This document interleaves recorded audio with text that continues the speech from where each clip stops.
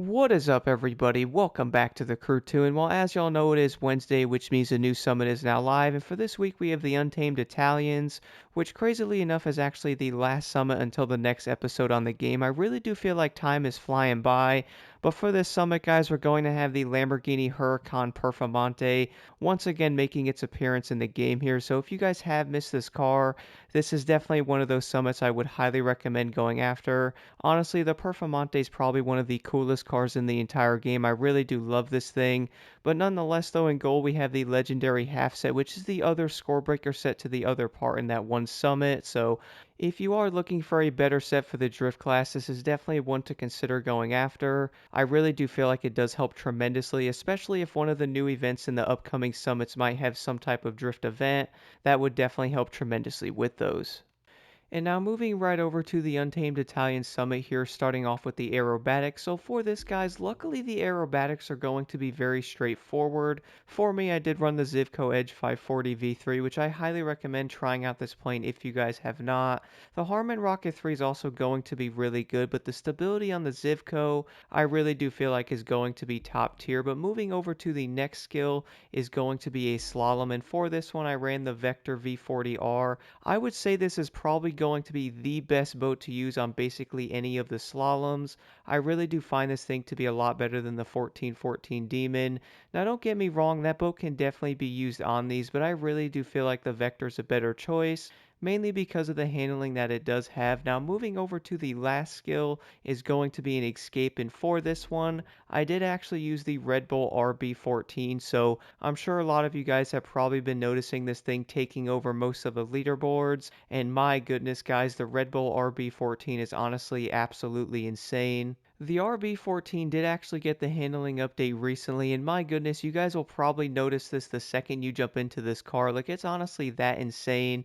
I do want to mention, by the way, I will be doing like an updated video about this car coming up here soon, most likely around this coming weekend, because I feel like the RB14 is that good. Like, this car is probably going to take over the Alpha GP class, which honestly does sound pretty insane by itself. But moving over to the next event is going to be a touring car race with the Zonda R. So for this one, you guys will be located at the Miami racetrack. And to be honest, this race really isn't all that difficult. I would say the biggest battle is probably going to be the Pagani Zonda R. I personally haven't used this vehicle all that much, and I wouldn't say this car is really bad. I haven't really used a Zonda all that much recently, and I feel like that's probably for good reasoning. This is definitely not going to be the worst touring car in the game, but I also wouldn't say it's going to be the best.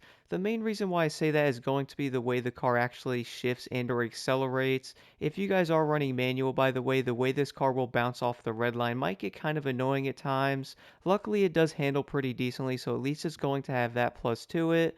But now moving over to the next event is going to be a no restriction street race, and for this one I actually decided to run the Porsche 911 4S. Now I'm not going to lie guys, the Carrera is probably not going to be the best choice for this. As you guys will see taking a quick look at the leaderboard, you're probably going to notice the Countach LP 5000 basically taking over the entire thing here, with basically the Porsche 911 and or the Gallardo Superleggera as well. So those are by far going to be the best options. But if you guys are looking for something different to use, I would recommend trying out the Porsche 911 Carrera.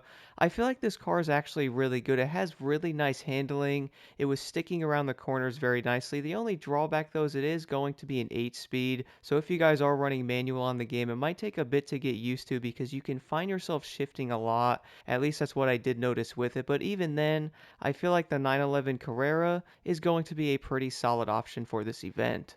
And now moving over to the next race is going to be a rallycross event, and for this one I actually ran the Ford Fiesta once again, which is probably not going to be shocking if you guys have been watching a lot of my Summit videos, because for some odd reason, this is the only rallycross car I have been using, and if you guys did take a look at the leaderboard here, you will most likely notice a trend with the cars that are being used, which is honestly for good reasoning. I mean, the Escalade Enforcer unit is honestly that incredible, and the Lancer WRC5 is also a really good car. I would even go as far as saying those are still going to remain the best rallycross cars in the game. I would definitely say it's going to be difficult not to pick the Escalade and or the Lancer, but to be honest guys, I would definitely recommend trying out the Ford Fiesta. I really do feel like this car is a pretty dang good competitor.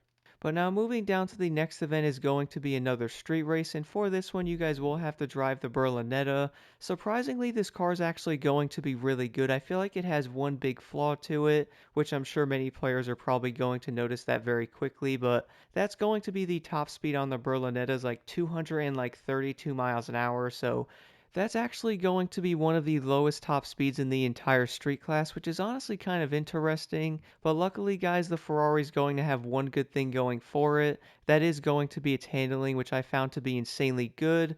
Sure, the overall like top speed might not be the greatest, but I do like the way this car does shift. It also redlines at like 8,000 RPM as well, so it's going to be really fun to drive. And not only that, this thing also sounds really good while doing it. And now moving over to the next event, you will get to drive the new Performante, but do keep in mind guys, this is going to be the big land race, so it's mainly going to be focused on the highway, and obviously the Performante is base level, so this car can only go so fast. So if you guys do want a really high score on this, you're most likely going to have to slipstream somebody to have your speed up higher.